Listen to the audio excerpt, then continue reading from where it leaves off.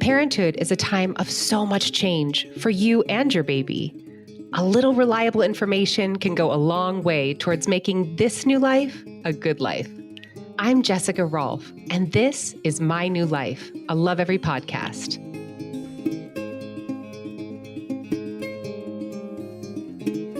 Regular listeners of My New Life will remember a recent episode with Dr. Laura Markham. She helped us navigate the thorny path of parenting a toddler through a tantrum. Well, this topic was so popular with parents that we're revisiting it. I, for one, can't seem to get enough coaching in this department. If you turn to Google, opinions vary wildly when it comes to managing tantrums, from waiting out the storm to taking a hard line. Don't give in, and above all, be consistent. With so much advice, it's easy to understand why parents panic when the tears start flying. Here to bring a much-needed measure of calm to the situation is Jody Malterre. She is a Montessori teacher-trainer at Westminster College with over 30 years' experience in Montessori education. She also sits on the board of the Positive Discipline Association. She's a master of applying positive discipline principles even in the most challenging parenting moments. So, Jody, a lot of us are really new to this concept of positive discipline. Can you explain what it is? Yeah, I think that it takes quite a mindset shift to get in this idea of really what our job is to train our children, right? To be their coach and coach them in social norms and social settings. And when we hear the word discipline, a lot of times we associate that with punishment. And punishment's really in this mindset of sort of like consequences, and you have to suffer a little bit, and it tends to really keep us stuck in the past. It keeps us stuck in this place of shame. And people, not just kids, but people in general, don't tend to do better when they feel worse. And instead, we want to get out of this kind of this murky place of shame and guilt and get into this place of, hey, I'm not going to make you do something. I'm going to make you want to do something. And that's more about training and guiding. The idea of discipline is being more about collaborative problem solving and finding solutions together in a way that everybody benefits. You're going to get longer term results. So I can't wait. It sounds so good. I can't wait to get into the specifics of how this really works. So can we talk about tantrums? Jody, why do toddlers have tantrums? Can you tell us a little bit more about the brain science of what's happening in their little minds? Yes, thanks to the great work of Dan Siegel and Tina Bryson, they have done such an exceptional job of helping paint a picture of what's going on neurologically in our brains when we have tantrums. So all of us get stressed. All of us sort of come under distress of some kind anyway. And to use their term, we flip our lid. And what that really means is we stop using our cortex and we start using our default, more primitive part of our brain, which is our brainstem, which is our fight, flight, freeze, which are all automatic responses. And we're using our limbic area, which is where we store our emotions and our memories. So that's sort of the perfect storm. If you think about, we flip our lid, we're not using our cortex, and now the only really tools of the brain that we're using at that moment, because we're not getting our way or we're really tired or something triggered us of some kind. We've been told what to do all day long and one too many directives comes our way. And the only thing we're really operating from is this fight, flight, freeze, and emotion.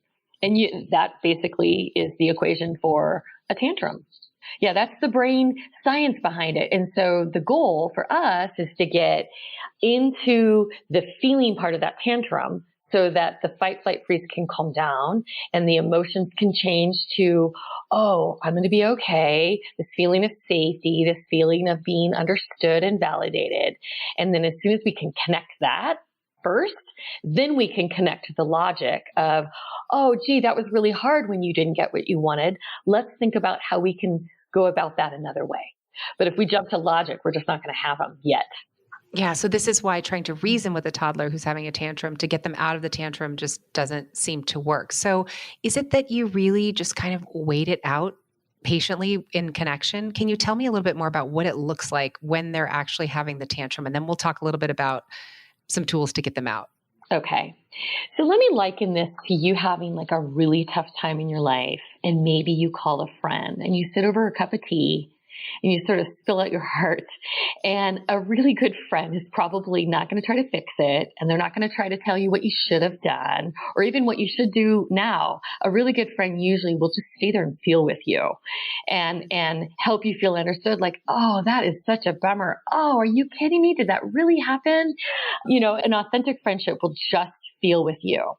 And I want you to think about the toddler in that tantrum sort of needs that coffee shop friend that's going to get down there eye to eye, reach out with a hand, maybe a little pat on the back, even when they're flailing, you know, or maybe it's not a pat on the back, but it's some degree of touch or presence where we validate, wow, this is really hard right now, isn't it?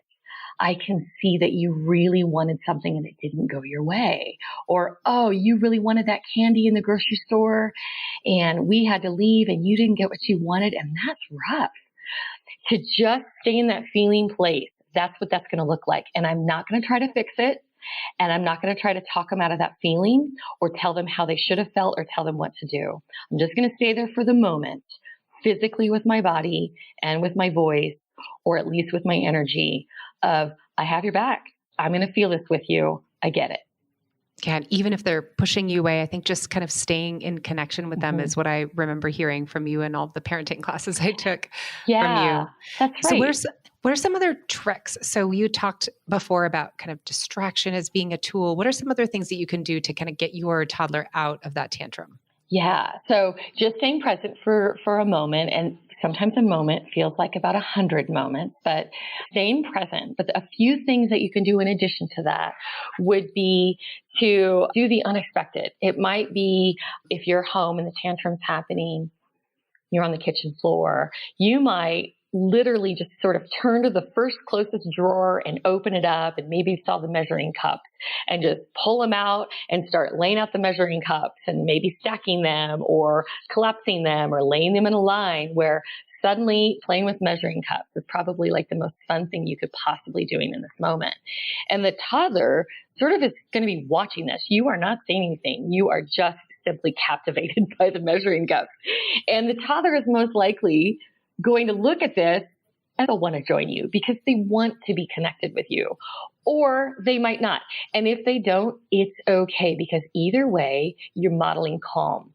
And part of that brain science is that their mirror neurons will pick up on what you're doing. And if you model calm, their mirror neurons will eventually start mirroring back calm as well. That's one thing. That's like this, doing the unexpected, or like really distracting them with behaviors they're not expecting you to do. Another thing you could do is, after sitting there for a short while, you might model self-regulation. So you might say, you know what? I think I need a glass of water. I think that will help me feel better. So you're not telling them what they need or what they should do. You're simply saying what you think might be helpful for you. And if you want, you can invite them. Could I get you a glass of water? Would you like to come with me? Adults are very much into telling what kids need to do. You need to do this, and nobody likes to be told what they need to do. So again, this is always just an invitation about, I think I need a glass of water, or I'm thinking about going outside and taking a couple breaths of air. Care to join me? So that's a self-regulation strategy.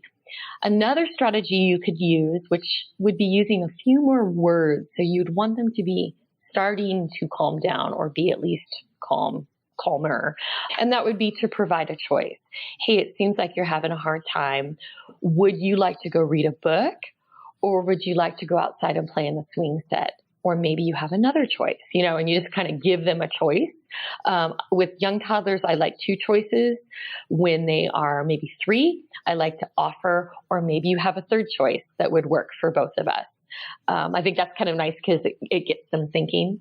So reviewing those, I said kind of doing the unexpected, which is a bit of a distraction. You can self-regulate, model that, or you could give them a choice. I love that. And how do we think about power struggles? So, how do you consciously give your toddler a sense of power, a sense of agency in their Yeah. world? Because it's so hard when you're a little person. There are so many choices that are made for you. Can you explain how this works in your everyday and give us some tips? Yeah. If we can actually step into the shoes of a toddler, they are actually directed what to do. They're told what to do, even if it's in a nice sing-songy voice. The reality is they're told what to do a few hundred times a day. And then we wonder why they push back with power. So we do want our children to be empowered, and we don't want to make power sort of like a dirty word. We want power to be shared power, collaborative power. And so when we're in a power struggle with our child, I would even consider, hey, maybe what if we let go of the idea of power struggle and get into more of a mindset of, oh, my child's really trying to tell me something right now, which is, hey, I don't want you to be the boss of me. I want some choices and I want to feel capable. And rather than seeing that as a struggle, see it as sort of a coded message of what they're really trying to say. And what an opportunity for us to give them this power, to share some power in a way that gives them voice and gives them agency, just like you said. And when we share power, we invite collaboration. So couple of ideas. Number one is let's maybe reframe time to put your coat on and time to get in the car. Please drink your juice, all the things that we're telling them to do all day. And let's reframe those as questions. So, hey, we'll be leaving soon. What do you need to do to be ready? And even if they're younger, you might even be more specific of what do you need to put on your feet to be ready, which is such a leading question. But the reality is at that point, we're not telling them what to do. We're inviting them and we're giving them an opportunity to think for themselves. So those would be motivational questions. So it's asking versus directing, or asking versus telling what to do. Young children are very responsive to that because it's almost like life is just a series of mysteries to solve. Ooh, what do I need what do I need on my feet? Or what do I need to have in my hand before I walk out the door? The other type of strategy you might use is just giving a choice. Even though for you and I, we probably don't care whether our plate is purple or red, or whether we're going to use the green toothbrush or the purple one. Kids love choices and it gives them a strong sense of agency. So go ahead and give them as many choices throughout their day as you can. And for young children, you don't want to overwhelm with too many at one time, but simple things like, hey, for lunch today, would you like grapes or bananas? Would you like to have spinach or broccoli? Would you like to have the purple cup or the yellow cup? When we walk from the car to the grocery store, would you like to walk like robots or would you like to walk like ballerinas? Simple things like that. Fun. It makes life so fun. And that, by the way, that works great when it's time to leave the park and they don't want to leave the park, but you just turn that into this really fun game. Hey, we'll be headed back to the car in 2 minutes. When we go, do you want to run backwards or run forwards? And suddenly they're not going to push back on, I don't want to leave, because they're thinking about how fun it would be to run backwards. So giving choices. And then the third thing is, you can use something called curiosity questions. And of course, your child needs to have some verbal skills here. But this would be another questioning strategy, but it's much more open-ended. So it starts something like, hey, I noticed that it's hard when you see candy and it's not an option for you. How can we make this easier for you right now? And it's much more open-ended. Now, that might be hard to do in a tantrum moment. But they might say something you're not prepared for them to say. That's right. So we can't use curiosity questions when we're both kind of fired up, and we can't use them if we can't live with their answer. So these are, just nuances that you can try and see how they go. That's a great tip. A lot of times we struggle with bedtime. I have had so many issues with bedtime with my kids. It seems like bedtime just gets longer and longer, and there are more steps and there's more nuances to the steps. Can you give us some tips for toddlers who stall with bedtime? I am asked this question quite a bit. And it's a lot of times people ask me questions and there's, 100 answers I could give, but often this is just going to come down to having a really nice bedtime routine. And the more buy-in that you can get from your toddler around what this routine is going to look like, the better it is likely to go. So I love the idea of using routine charts or routine cards. And all they are is just pictures of your child or a child doing the action that is needed. And you can have so much fun about, kind of having your bedtime cards and pause for a minute and maybe let your child pick the order they want to do that night. I mean, maybe they want to do goodnight kisses before they brush their teeth. And of course, you guys can laugh about that. But let them, again, bringing choice into the matter. And then they can lay out these cards. You can tape them up with little painter's tape on the wall, whatever you think is most helpful. But now the routine becomes the boss. So rather than you saying, it's time now to go brush your teeth, you could go back to the cards and say, oh, what do the cards say to do next? It's kind of hard for a child to have a power struggle with a card, right? So really what you're doing is you're letting the cards do your job. So what if your toddler is really protesting and they're just ignoring the routine chart? Do you have any other tips of how to get them moving? Yeah. So remember, we can't make them do stuff. We want to make them want to do stuff. And what they want to do is sort of do life together. So I would encourage you in those stalling moments is to be fully engaged yourself. At least in training, during the times of training, these routines, is you do the routine and make the routine look an awful lot of fun. So you would go to the routine chart. And again, you're not telling them what to do. You're letting the cards tell you what to do and say, oh, it looks like it's pajama time. And you go get your pajamas on and make it look kind of entertaining. And they're going to be a little confused because they're not used to seeing you get your pajamas on at, 6:45. And then you go back to the routine chart and it says next to brush your teeth. And you say, oh, looks like I'm going to go brush my teeth now. And you go brush your teeth and you go through all the cards. And the last card's probably a bedtime book. So you crawl into their room, their bed, whatever they are sleeping with, probably not their crib, and start reading the book to yourself. So again, all you're doing is modeling the routine.